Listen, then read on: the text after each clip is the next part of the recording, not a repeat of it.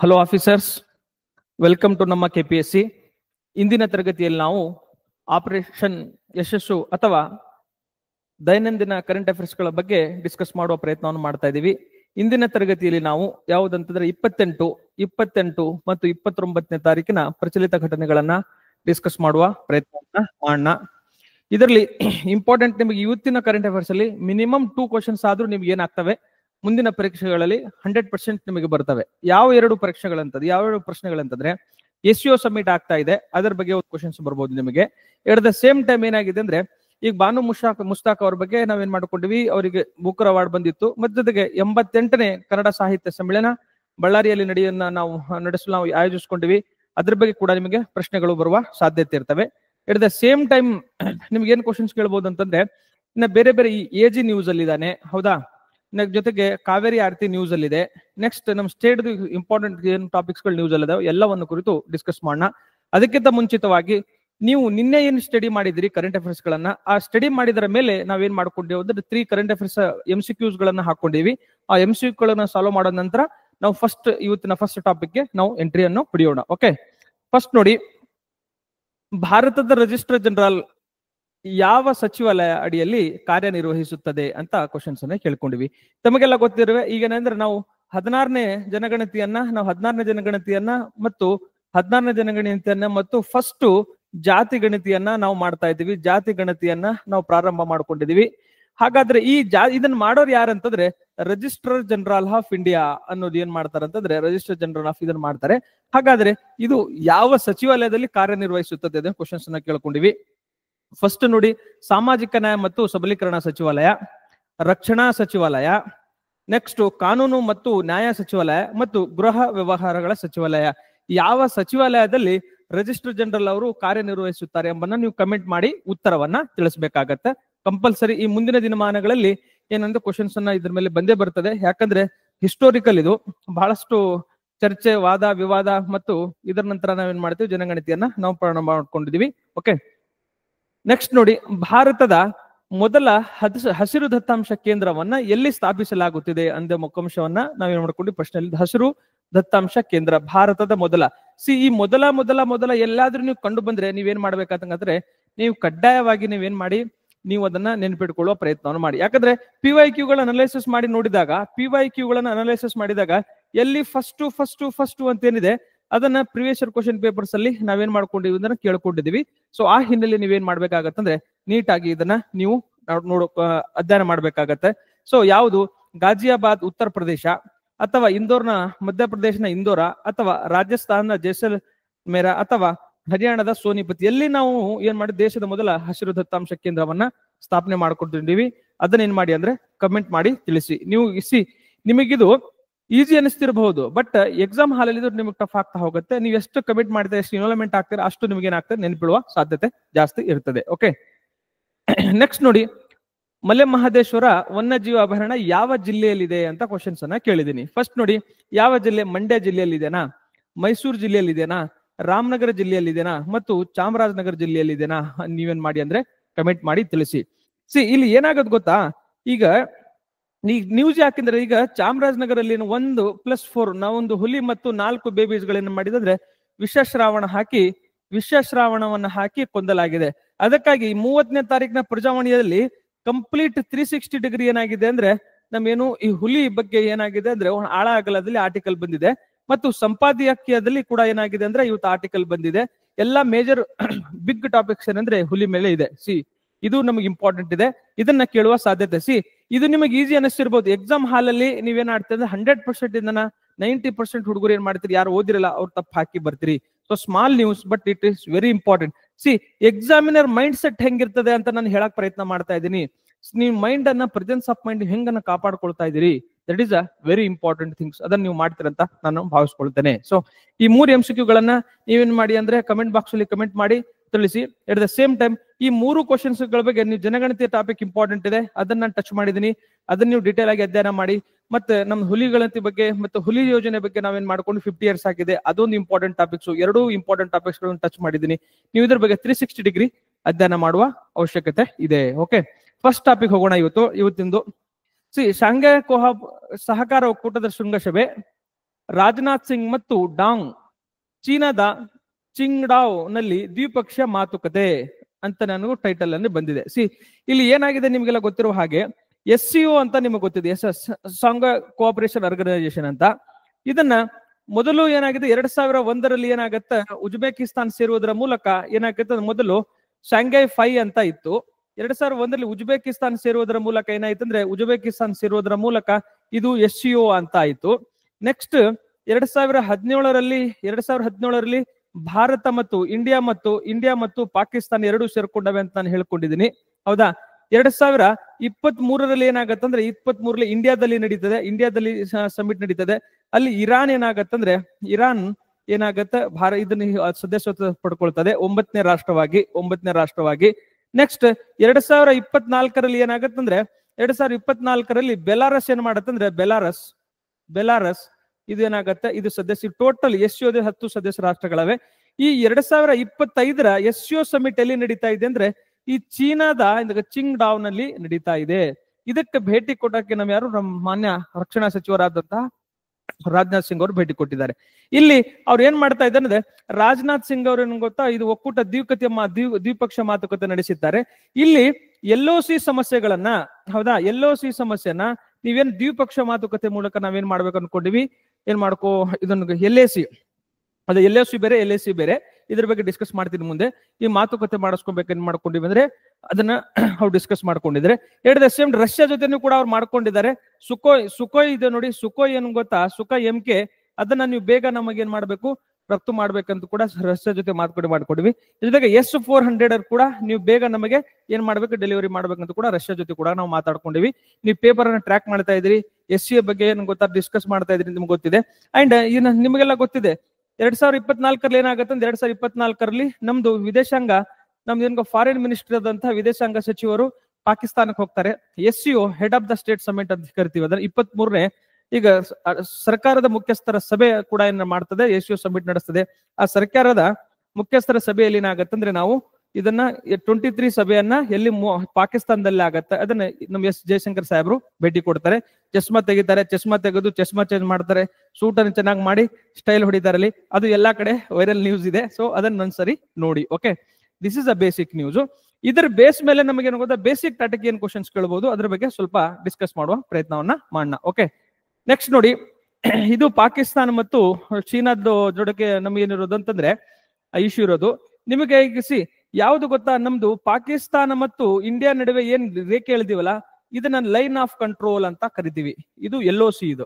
And ಇಲ್ಲಿ ನೋಡಿ, ಇಲ್ಲಿ ಏನಿದೆ ಗೊತ್ತಾ, ಚೀನಾ ಮತ್ತು ಪಾಕಿಸ್ತಾನ, ನಮ್ಮ ಚೀನಾ ಮತ್ತು ಇಂಡಿಯಾದ ನಡುವೆ ಅದನ್ನ LOC ಅಂತ ಕರಿತೀವಿ, ಲೈನ್ ಆಫ್ ಆಕ್ಚುಯಲ್ ಕಂಟ್ರೋಲ್ ಅಂತ ಕರಿತೀವಿ. ನಿಮ್ ಎಕ್ಸಾಮಿನರ್ ಬೇಸಿಕಲಿ ನೀವು ಏನ್ ಕ್ವಶನ್ಸ್ ಕೇಳ್ತಾನಂದ್ರೆ ಭಾರತ ಮತ್ತು ಪಾಕಿಸ್ತಾನದ ನಡುವೆ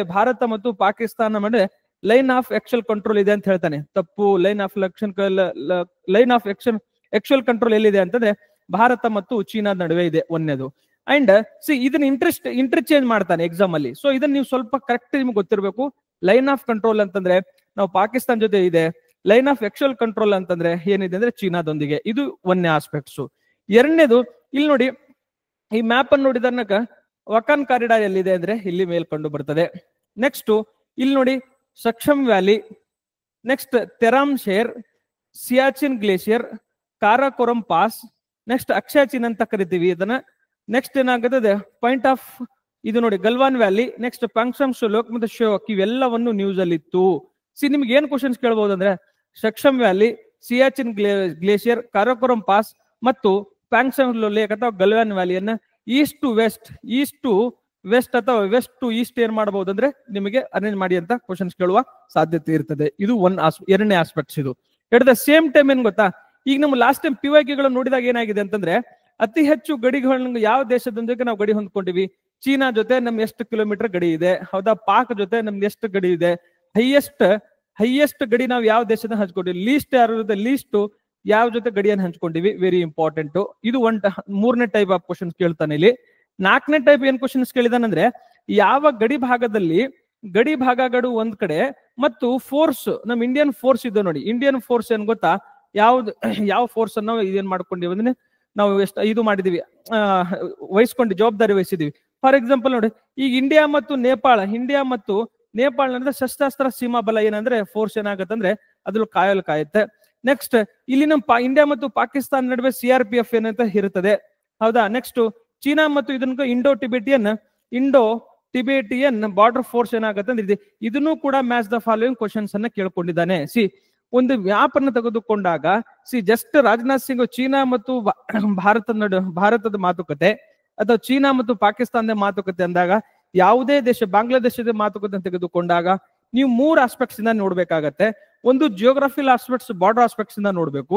ಒಂದು ನೀವು ಅಡ್ಮಿನಿಸ್ಟ್ರೇಟಿವ್ ಆಸ್ಪೆಕ್ಟ್ಸ್ ಇಂದ ನೋಡ್ಬೇಕು. ಅಡ್ಮಿನಿಸ್ಟ್ರೇಟಿವ್ ಆಸ್ಪೆಕ್ಟ್ಸ್ ಅಂದ್ರೆ ಏನು, ಯಾವ ಫೋರ್ಸ್ ಇದೆ, ಯಾವ ನಮ್ ಕಮಾಂಡ್ ಸೆಂಟರ್ಸ್ ಗಳದಾವೆ ಅದು.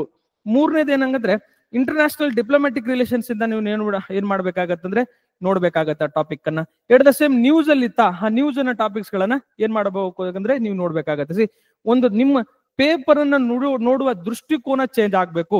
ಇಡೀ ಪೇಪರ್ ಇಂದಾನೇ ನಿಮ್ ಕ್ವಶನ್ ಪೇಪರ್ ಅನ್ನ ನೀವೇನು ಪ್ರಿಡಿಕ್ಟ್ ಮಾಡ್ಬೇಕು. ಈ ಪ್ರಿಡಿಕ್ಟ್ ಮಾಡ್ಬೇಕಂದ್ರೆ ನೀವೇನ್ ಮಾಡ್ಬೇಕು, ಅದಕ್ಕಿಂತ ಮುಂಚಿತವಾಗಿ ಪ್ರಿವಿಯಸ್ ಇಯರ್ ಕ್ವಶನ್ ಪೇಪರ್ ಅನ್ನ ನೀಟಾಗಿ ಅನಲೈಸ್ ಮಾಡುವ ಪ್ರಯತ್ನವನ್ನ ನೀವು ಮಾಡ್ಬೇಕಾಗತ್ತೆ. ಸೊ ಅವಾಗ ನಿಮ್ಗೆ ಏನಾಗುತ್ತೆ ಅಂದ್ರೆ ಈ previous year question paper analysis ಮಾಡಿದಾಗ ಮಾತ್ರ ನಿಮ್ಗೆ ಏನಾಗುತ್ತೆ, ಅದು ನಿಮ್ಗೆ ಗೊತ್ತಾಗ ಏನ್ ಕ್ವಶನ್ಸ್ ಕೇಳ್ಬಹುದು ಫ್ಯೂಚರ್ ಅಲ್ಲಿ ಅಂತ ನಿಮ್ಗೆ ಏನ್ ಗೊತ್ತಾಗ್ತಾ ಹೋಗುತ್ತೆ. ಈ ಬೇಸಿಕ್ ಅಂಶ ನಿಮಗೆ ಗೊತ್ತಾಗ್ಬೇಕು. ಇಷ್ಟು ನಿಮಗೆ ಗೊತ್ತಿದೆ ಅಂತ ನಾನು ಭಾವಿಸ್ಕೊಳ್ತೇನೆ. ಓಕೆ, ನೆಕ್ಸ್ಟ್ ಹೋಗೋಣ. ಅಕಾಡೆಮಿ ಆಫ್ ಮೋಷನ್ ಪಿಕ್ಚರ್ ಸದಸ್ಯತ್ವಕ್ಕೆ ಕಮಲ್ ಹಾಸನ್ ಆಹ್ವಾನ. ಈ ಅಕಾಡೆಮಿ ಆಫ್ ಮೋಷನ್ ಪಿಕ್ಚರ್ ಏನ್ ಮಾಡ್ತೀವಿ ಅಂದ್ರೆ ಯಾರ್ಯಾರು ನಮ್ದು ಆಯುಷ್ಮಾನ್ ಖುರಾನ, ಕಮಲ್ ಹಾಸನ್ ಇವರೆಲ್ಲರಿಗೆ 1 ವರ್ಷದ ಅವಧಿಗೆ 1 ವರ್ಷದ ಅವಧಿಗೆ ಏನ್ ಮಾಡ್ತೀವಿ ಅಂದ್ರೆ ಇವರಿಗೆ ಸದಸ್ಯತ್ವಕ್ಕೆ ಆಹ್ವಾನವನ್ನ ಕೊಟ್ಕೊಂಡಿದೀವಿ. ಇದ್ರ ಮುಖ್ಯ ಕೆಲಸ ಇರೋ ಸದಸ್ಯದ ಈಗ ಅಕಾಡೆಮಿ ಆಫ್ ಮೋಷನ್ ಪಿಕ್ಚರ್ ಏನಂತಂದ್ರೆ ನಾವು ಆಸ್ಕರ್ ಪ್ರಶಸ್ತಿ ಅಂತ ಕರಿತೀವಿ ನೋಡಿ. ಆಸ್ಕರ್ ಪ್ರಶಸ್ತಿ, ಈ ಆಸ್ಕರ್ ಪ್ರಶಸ್ತಿಯನ್ನ ನಾವು ಅಕಾಡೆಮಿ ಪ್ರಶಸ್ತಿ ಅಂತ ಕೂಡ ನಾವೇನ್ ಮಾಡ್ತೀವಿ ಅಂದ್ರೆ ಕರಿತೀವಿ. ಸೊ ಈ ಅಕಾಡೆಮಿ ಪ್ರಶಸ್ತಿಯನ್ನ ಆಯ್ಕೆ ಮಾಡಲು ಒಂದು ಸಮಿತಿ ಇದೆ. ಆ ಸಮಿತಿಯಲ್ಲಿ ಏನಾಗುತ್ತೆ ಸದಸ್ಯತ್ವಕ್ಕಾಗಿ ನಮ್ ಕಮಲ್ ಹಾಸನ್ ಮತ್ತು ಆಯುಷ್ಮಾನ್ ಖುರಾನ ಮತ್ತು ಇತರ 2-3 ಏನ್ ಕರ್ಕೊಂಡಿದ್ದಾರೆ. ನನಗೇನ್ ಬೇಕಂತ ಈಗ ನನಗ್ ಬೇಕಾಗಿರೋದು ಆಸ್ಕರ್ ಪ್ರಶಸ್ತಿ ಇಸ್ ಎ ವೆರಿ ಇಂಪಾರ್ಟೆಂಟ್. ನೀವೇನ್ ಮಾಡ್ಬೇಕಂದ್ರೆ 2020-25 ಯಾವ ಭಾರತದಿಂದ ಯಾವ್ದಾದ್ರು ಆಸ್ಕರ್ ಪ್ರಶಸ್ತಿ ಪಡ್ಕೊಂಡಿದ್ದಾರಾ? ಆಸ್ಕರ್ ಪ್ರಶಸ್ತಿ ಕೊಡೋದಾದ್ರೆ ಯಾರು ಇತ್ತೀಚಿನ 2025 ಯಾರಿಗೆ ಕೊಟ್ಟಿದ್ದಾರೆ ಅದನ್ನು ಏನ್ ಮಾಡಿ ಅಂತಂದ್ರೆ ಈಗ 2025 ಅನೋರಾ ಎಂಬ ಪಿಕ್ಚರ್ ಏನ್ ಮಾಡಿದೆ ಅಂದ್ರೆ 5 ಪ್ರಶಸ್ತಿಗಳನ್ನ ಏನ್ ಮಾಡ್ಕೊಂಡಿದೆ, ಬೇರೆ ಬೇರೆ ವಿಭಾಗಗಳಲ್ಲಿ ಇದನ್ನ ಪಡ್ಕೊಂಡಿದೆ. ಹಾಗಾದ್ರೆ ಈ ಆಸ್ಕರ್ ಪ್ರಶಸ್ತಿ ಸ್ಥಾಪನೆ ಆಗಿದ್ದ ಯಾವಾಗ ಅಂತ ತೆಗೆದುಕೊಂಡಾಗ 1929 ಏನಾಗತ್ತಂದ್ರೆ 1929 ಇದು ಸ್ಥಾಪನೆ ಆಗತ್ತೆ. ಇದು ಜಾಗತಿಕ ಚಲನಚಿತ್ರೋದ್ಯಮದ ಶ್ರೇಷ್ಠತೆಯನ್ನ ಏನ್ ಮಾಡೋದು ಅಂದ್ರೆ ಇದನ್ನ ಬಿಂಬಿಸಲು ಜಾಗತಿಕ ಚಲನಚಿತ್ರದ ಶ್ರೇಷ್ಠತೆಯನ್ನ ಏನ್ ಮಾಡೋದು ಪ್ರತಿಬಿಂಬಿಸಲು ಈ ಅವಾರ್ಡ್ ನಾವು ಕೊಡ್ತಾ ಇರ್ತೀವಿ. ಇದು ಕೂಡ ನಿಮ್ಗೆ ನೆನಪಿರ್ಲಿ. ಯೂಶಲಿ ಇದರ ಸಮಾರಂಭ ಅಂತಂದ್ರೆ ಫೆಬ್ರವರಿ ಅಥವಾ ಮಾರ್ಚ್ ಅಲ್ಲಿ ಏನಾಗತ್ತಂದ್ರೆ ಇದರ ಸಮಾವೇಶ ನಡೀತದೆ. ಇದು ನಿಮಗೆ ಗೊತ್ತಿರ್ಲಿ. ಹಾಗಾದ್ರೆ ಈ 2025 ಎಷ್ಟನೇ ಸಾರಿ ಅಂದ್ರೆ 97th ಆಸ್ಕರ್ ಅವಾರ್ಡ್ ಇದು, ಹೌದಾ. ಇದರಲ್ಲಿ ಭಾರತೀಯರು ಯಾರಾದ್ರೂ ಪಡ್ಕೊಂಡಿದ್ದಾರಾ ಅದನ್ನ ನೋಡುವ ಪ್ರಯತ್ನವನ್ನು ಮಾಡಿ. ಎಟ್ ದ ಸೇಮ್ ಟೈಮ್ ಇಲ್ಲ ಅಂತಂದ್ರೆ ಈ ಆಸ್ಕರ್ ಅವಾರ್ಡ್ ಅನ್ನ ಭಾರತದ ಬೆರಳೆಣಿಕೆಯಷ್ಟೇ ಏನಾಗಿದೆ ಅಂದ್ರೆ ಕಲಾವಿದರು ಮತ್ತು ಫಿಲಿಂಗಳು ಅವಾರ್ಡ್ ಅನ್ನು ಪಡ್ಕೊಂಡಿದ್ದಾವೆ. ಅದರಲ್ಲಿ 1983 ಏನಾಗುತ್ತೆ, 1983 ಬಾನು ಅತೆಯ ಅವ್ರು ಏನ್ ಮಾಡ್ಕೊಂಡಿದ್ರೆ ಈ ಗಾಂಧಿ ಫಿಲಿಂ ಬರ್ತದೆ, ಗಾಂಧಿ ಚಿತ್ರಕ್ಕೆ ವಸ್ತ್ರ ವಿನ್ಯಾಸ ಮಾಡ್ತಾರ. ವಸ್ತ್ರ ವಿನ್ಯಾಸಕ್ಕಾಗಿ ಅವ್ರಿಗೆ ಬಾನು ಅತೆಯವ್ರಿಗೆ 1983 ಮೊಟ್ಟ ಮೊದಲಿಗೆ ಬಾರಿಗೆ ಆಸ್ಕರ್ ಪ್ರಶಸ್ತಿ ಭಾರತಕ್ಕೆ ಬರ್ತದೆ. ಅದಾದ ನಂತರ 2009 ಸ್ಲಮ್ ಡಾಗ್ ಮಿಲಿಯನಿಯರ್ಗೆ 3 ವಿಭಾಗದಲ್ಲಿ ಏನಾಗತ್ತಂದ್ರೆ ಆಸ್ಕರ್ ಅವಾರ್ಡ್ ಬರ್ತದೆ. 1983 ಒಮ್ಮೆಲೆ ಎಲ್ಲಿಗೆ ಬರ್ತೀವಿ 2009ಕ್ಕೆ. ಅಂಡ್ 2019 ಏನಾಗತ್ತಂದ್ರೆ 2019 ನಾವೇನ್ ಮಾಡ್ತೀವಿ, ಇನ್ನೊಂದು ಆಸ್ಕರ್ ಅವಾರ್ಡ್ ಅನ್ನು ಪಡ್ಕೋತೀವಿ. ಯಾವುದು ಗೀತಾ ಮೊಂಗಾ ಅಂತ ಅವ್ರಿಗೆ ಏನ್ ಮಾಡ್ತಾರೆ, ಗೀತಾ ಮೊಂಗಾ ಅವರಿಗೆ ಏನಾಗತ್ತಂದ್ರೆ 2019 ನಾವೇನು ಈ ಪ್ರಶಸ್ತಿ ಆಸ್ಕರ್ ಅವಾರ್ಡ್ ಅನ್ನು ಪಡ್ಕೋತೀವಿ. 2023 ಏನಾಗತ್ತಂದ್ರೆ ಈ ಎಲಿಫೆಂಟ್ ವಿಸ್ಪರ್ ಅಂತ ಒಂದು ಬಂದಿತ್ತು ನೋಡಿ. ಎಲಿಫೆಂಟ್ ವಿಸ್ಪರ್ ಅಂತ 2023 ಎಲಿಫೆಂಟ್ ವಿಸ್ಪರ್ ಅಂತ ಶಾರ್ಟ್ ಏನ್ ಗೊತ್ತ ಮೂವಿಗೆ ಆಸ್ಕರ್ ಅವಾರ್ಡ್ ಬರ್ತದೆ. ನೆಕ್ಸ್ಟ್ ಅದೇ ಈ 2023 ಏನಾಗತ್ತಂದ್ರೆ ನಮ್ ನಾಟು ಸಾಂಗ್ ಇದೆ ನೋಡಿ, RR ಮೂವಿದು, RRR ಮೂವಿದು RRR ಮೂವಿದು ನಾಟು ನಾಟು ಸಾಂಗ್ ಇದೆಯಲ್ಲ, ಅದಕ್ಕೇನಾಗುತ್ತಂದ್ರೆ ಆಸ್ಕರ್ ಅವಾರ್ಡ್ ಬರ್ತದೆ. ಸೊ ಇವೆಲ್ಲವನ್ನ ನನಗೆ ಏನ್ ಬೇಕಿತ್ತು ಗೊತ್ತಾ, ಜಸ್ಟ್ ನನಗೇನಿತ್ತು, ಅಕಾಡೆಮಿ ಆಫ್ ಮೋಷನ್ ಪಿಕ್ಚರ್ ಸದಸ್ಯತ್ವಕ್ಕೆ ಕಮಲ್ ಹಾಸನ್ ಇತ್ತು. ಇದ್ರ ಕೆಲಸ ಏನಂತಂದ್ರೆ ಆಸ್ಕರ್ ಪ್ರಶಸ್ತಿಯನ್ನ ಆಯ್ಕೆ ಮಾಡುವ ಸದಸ್ಯರನ್ನ ಇದು ಮಾಡುತ್ತೆ, ಪಾತ್ರ ವಹಿಸ್ತಾರೆ. ಹಾಗಾದ್ರೆ ನನಗೆ Oscar award is a very important. 1929 ಆಯ್ತು, ಅದನ್ನ ಅಕಾಡೆಮಿ ಅವಾರ್ಡ್ ಅಂತ ಕೂಡ ನಾವು ಕರಿತೀವಿ. ಸೊ ಈ ಬೇಸಿಕ್ ಅಂಶಗಳನ್ನ ನಿಮಗೆ ಕ್ಲಿಸ್ಟಲ್ ಕ್ಲಾರಿಟಿ ಆಗಿ ಗೊತ್ತಿರಬೇಕಾಗತ್ತೆ. ನೀವು ಇದನ್ನ ನೀಟಾಗಿ ಅಧ್ಯಯನ ಮಾಡಿದ್ರಿ ಅಂತ ಭಾವಿಸ್ಕೊಳ್ತೇನೆ. ಓಕೆ, ನೆಕ್ಸ್ಟ್ ಟಾಪಿಕ್ ಹೋಗೋಣ. ನೆಕ್ಸ್ಟ್ ನೋಡಿ, ಪರಾಗ್ ಜೈನ್ ಅವರು ರಾ ಮುಖ್ಯಸ್ಥರಾಗಿ ಆಯ್ಕೆ. ರಾ ಅಂದ್ರೆ ನಿಮ್ಗೆ ಗೊತ್ತಿದೆ, ರಿಸರ್ಚ್ ಅಂಡ್ ವಿಂಗ್ ಅನಾಲಿಸಿಸ್ ಅಂತ ಕರಿತೀವಿ ಅದನ್ನ, ಹೌದಾ. ರಾ ಇದು ನಮ್ಮ ಗುಪ್ತಚರ ಏನ್ ಗೊತ್ತಾ, ಶಾಖೆ ಅಂತ ಹೇಳ್ತೀವಿ ಇದನ್ನ. ಇದು ಯಾರಿದು ಆಪರೇಷನ್ ಸಿಂಧೂರ ಆಗಿತ್ತು, ಗೊತ್ತಿದೆಯಲ್ಲ ನಿಮ್ಗೆ ಆಪರೇಷನ್ ಸಿಂಧೂರು. ಆಪರೇಷನ್ ಸಿಂಧೂರಲ್ಲಿ ಏನಾಗತ್ತಂದ್ರೆ, ಸಿಂಧೂರಲ್ಲಿ ಈ ಪರಾಗ್ ಜೈನ್ ಅವ್ರು ಏನ್ ಮಾಡ್ತಾರೆ ಅಂದ್ರೆ ಅದು ಆಕ್ಟಿವ್ ಆಗಿ ಭಾಗವಹಿಸ್ತಾರೆ. ಸೊ ಈ ಸೆನ್ಸಿಟಿವ್ ಅನ್ನು ವಿಶ್ಲೇಷಣೆ ಮಾಡ್ಕೊಂಡು ನಾವೇನ್ ಮಾಡ್ತೀವಿ ಅಂತಂದ್ರೆ, ರಾನ ಮುಖ್ಯಸ್ಥರಾಗಿ ಅವ್ರನ್ನ ಆಯ್ಕೆ ಮಾಡ್ಕೊಡ್ವಿ. ಡೈರೆಕ್ಟ್ ಕ್ವಶನ್ಸ್ ಕೇಳ್ತಾನೆ. ಮ್ಯಾಥ್ಸ್ ಅಂದ್ರೆ ಏನ್ ಕ್ವಶನ್ಸ್ ಕೇಳ್ಬಹುದು, 1968ರಲ್ಲಿ ಏನ್ ಗೊತ್ತಾ, ನಾವು IB ಅನ್ನ ಕ್ರಿಯೇಟ್ ಮಾಡ್ತೀವಿ, ಇಂಟೆಲಿಜೆನ್ಸ್ ಬ್ಯೂರೋ ಅಂತ ಕ್ರಿಯೇಟ್ ಮಾಡ್ತೀವಿ ಇದಕ್ಕಿಂತ ಪ್ರಿಯರ್ ಆಗಿ.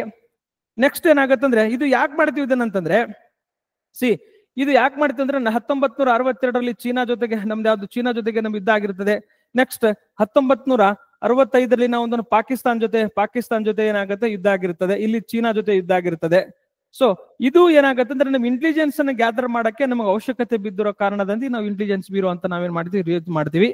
ಇದು ಅಂತಾರಾಷ್ಟ್ರೀಯ ಇದು ಯಾರ ಅಂಡರ್ಲಿ ಬರ್ತದಂದ್ರೆ PM ಅಂಡರ್ಲಿ ಇದನ್ನ ವರ್ಕ್ ಮಾಡ್ತದೆ. Very important. ಜೊತೆಗೆ ಇದರ ಪ್ರಮುಖ ಕಾರ್ಯ ಏನಂತಂದ್ರೆ, ಗುಪ್ತಚರ ಮಾಹಿತಿಯನ್ನ ದೇಶಕ್ಕೆ ಬೇಕಾದಂತ ಅಂತಾರಾಷ್ಟ್ರೀಯ ಮತ್ತು ರಾಷ್ಟ್ರೀಯ ಗುಪ್ತಚರ ಮಾಹಿತಿಗಳನ್ನ ಏನ್ ಮಾಡೋದು, ಕಲೆ ಹಾಕುವುದು ಇದರ ಕೆಲಸವಾಗಿದೆ. ಇಷ್ಟು ಬೇಸಿಕ್ಸ್ ಗೊತ್ತಿದ್ರೆ ನಿಮಗೆ ಸಾಕು. ಅಂಡ್ ಇದನ್ನ ನಮಗೆ ಏನ್ ಕ್ವಶನ್ಸ್ ಕೇಳಬಹುದು, ಯಾವಾಗ ರಚನೆ ಆಯ್ತು ಕ್ವಶನ್ಸ್ ಕೇಳಬಹುದು, ಯಾರ ಅಂಡ್ರೊಳಗೆ ಬರ್ತದ ಕ್ವಶನ್ಸ್ ಕೇಳಬಹುದು, ಇದ್ರ ಕೆಲಸ ಕೇಳಬಹುದು. ಪರಾಗ್ ಜೈನ್ ಬಗ್ಗೆ ಇವ್ರ ವೈಯಕ್ತಿಕ ವಿವರ ಏನ್ ಕೇಳಕ್ ಹೋಗಲ್ಲ ಎಕ್ಸಾಮ್ ಅಲ್ಲಿ, ಯೂಶಲಿ ಏನ್ ಕೇಳಕ್ ಹೋಗಲ್ಲ. ಸೊ ಓಕೆ, ನೆನ್ಪಿಡುವ ಪ್ರಯತ್ನವನ್ನ ಮಾಡಿ. ಓಕೆ, ನೆಕ್ಸ್ಟ್ ನೋಡಿ, ಸಂವಿಧಾನದ ನಿರ್ಮಾತೃಗಳಿಗೆ ದ್ರೋಹ ಧನ್ಕರ್. ಉಪರಾಷ್ಟ್ರಪತಿ ಅವ್ರು ಏನ್ ಹೇಳಿದಾರೆ ಅಂತಂದ್ರೆ, ತಮಗೆಲ್ಲ ಗೊತ್ತಿದೆ 1976ರಲ್ಲಿ 42ನೇ ಸಂವಿಧಾನ ತಿದ್ದುಪಡಿಯನ್ನ ನಾವು ತರ್ತೀವಿ. ಇದನ್ನ ಮಿನಿ ಸಂವಿಧಾನ ತಿದ್ದುಪಡಿ ಅಂತ ಕೂಡ ಕರಿತೀವಿ. ಇಲ್ಲಿ ಏನಾಗತ್ತಂದ್ರೆ, ಇಲ್ಲಿ ಸಮಾಜವಾದಿ ಹೌದಾ, ಜಾತ್ಯತೀತ ಮತ್ತು ಸಮಗ್ರತೆ ಎಂಬ ಪದವನ್ನ ನಾವೇನ್ ಮಾಡ್ಕೊಂಡಿವಿ ಅಂದ್ರೆ, ಸಮಗ್ರತೆ ಎಂಬ ಪದವನ್ನು ಸೇರಿಸ್ಕೊಂಡಿವಿ. ಇದು ಏನಿದೆ ಅಂತಂದ್ರೆ, ನಮ್ಮ ಸಂವಿಧಾನ ನಿರ್ಮಾತೃಗಳಿಗೆ ಮಾಡಿದ ದ್ರೋಹ ಎಂಬ ಉಪರಾಷ್ಟ್ರಪತಿಗಳು ಈ ಸ್ಟೇಟ್ಮೆಂಟ್ ಅನ್ನ ಕೊಟ್ಟಿದ್ದಾರೆ. ಅವ್ರು ಏನೇ ಸ್ಟೇಟ್ಮೆಂಟ್, ನನ್ನ ಎಕ್ಸಾಮ್ ದೃಷ್ಟಿಯಿಂದ ನನಗೆ ಇಂಪಾರ್ಟೆಂಟ್ ಇದೆ, ಹೌದಾ. ನನಗೇನ್ ಬೇಕು, 42ನೇ ಸಂವಿಧಾನ ತಿದ್ದುಪಡಿಲಕ್ಕೆ ಈ ಪದಗಳನ್ನು ಸೇರಿಸ್ಕೊಂಡಿವಿ, ಇದು ಒಂದು. ನೆಕ್ಸ್ಟ್ ಸಂವಿಧಾನದ ನೆಕ್ಸ್ಟ್ ಏನ್ ಬೇಕಂದ್ರೆ, ಸಂವಿಧಾನದ ಪೀಠಿಕೆ ನನಗೆ ಏನಾಗುತ್ತೆ, ಸಂವಿಧಾನದ ಪೀಠಿಕೆ ನನಗೆ ಇಂಪಾರ್ಟೆಂಟ್ ಆಗ್ತಾ ಹೋಗುತ್ತೆ. ನಾ ಡಿಟೇಲ್ ಡಾಕ್ಯುಮೆಂಟ್ ಏನ್ ಕ್ವಶನ್ಸ್ ಕೇಳಿದೀನಿ ಗೊತ್ತಾ, ಇಲ್ಲಿ ನಾನು ಏನ್ ಹೇಳಿದ್ದೀನಿ ಡಿಟೇಲ್ ಡಾಕ್ಯುಮೆಂಟ್ಸ್ ಅಲ್ಲಿ, ಈ ಪೀಠಿಕೆ ಮೇಲೆ UPSC ಮೇನ್ಸ್ಗೆ ಮತ್ತು KPSC ಮೇನ್ಸ್ಗೆ ಏನಾಗೋದ್ರ ಕ್ವಶನ್ಸ್ ಅನ್ನ ಕೇಳ್ಕೊಂಡಿದ್ದಾನೆ. ಅದನ್ನ ನಾನು ಹಾಕೊಳ್ಳುವ ಪ್ರಯತ್ನವನ್ನು ಮಾಡ್ಕೊಂಡಿದ್ದೀನಿ. ಈ KPSC ಸಂವಿಧಾನದ ಪೀಠಿಕೆ ಮೇಲೆ ಏನ್ ಕ್ವಶನ್ಸ್ ಕೇಳಿದಾನಂತಂದ್ರೆ, ಭಾರತೀಯ ಸಂವಿಧಾನದ ಪೀಠಿಕೆ ಎಂದ್ರೇನು, ಈ ಸಂವಿಧಾನದಲ್ಲಿ ಅಳವಡಿಕೊಂಡಿರೋ ಗೋಲ್ಡನ್ ಗೋಲ್ಸ್ ಗಳನ್ನ ಕುರಿತು ಚರ್ಚಿಸಿ ಅಂತ ಏನ್ ಮಾಡಿದಾನಂದ್ರೆ ಕ್ವಶನ್ಸ್ ಅನ್ನ ಕೇಳಿದ್ದಾನೆ. ಓಕೆ, ಸೊ ಈ ಹಿನ್ನೆಲೆಯಲ್ಲಿ ಏನಾಗತ್ತಂದ್ರೆ, ನೀವು ಇದನ್ನ ಅಧ್ಯಯನ ಮಾಡುವ ಪ್ರಯತ್ನವನ್ನು ಮಾಡಿ. ನೆಕ್ಸ್ಟ್ ಏನ್ ಕ್ವಶನ್ಸ್ ಕೇಳಿದ್ದಾನಂತಂದ್ರೆ, 2002ರಲ್ಲಿ ನಾವೇನ್ ಗೊತ್ತಾ, ಡಾಕ್ಟರ್ ವೆಂಕಟಚಲಯ್ಯ ಕಮಿಷನ್ ಅನ್ನ ಮಾಡ್ತೀವಿ, ವೆಂಕಟಚಲಯ್ಯ ಕಮಿಷನ್ ಅನ್ನ ಅಪಾಯಿಂಟ್ ಮಾಡ್ತೀವಿ.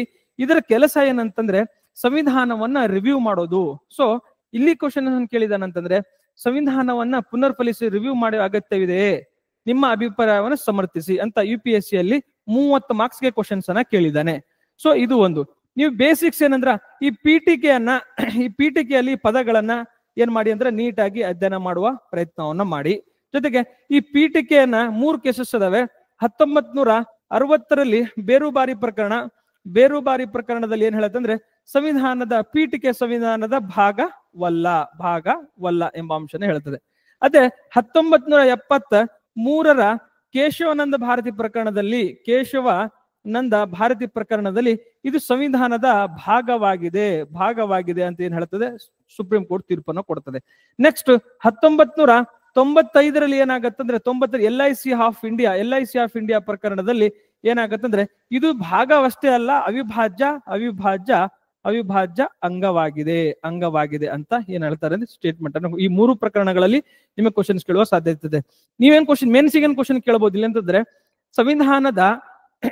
ಸಂವಿಧಾನದ ಪ್ರಾಮುಖ್ಯತೆಯನ್ನು ಬರೆದು ಸಂವಿಧಾನದ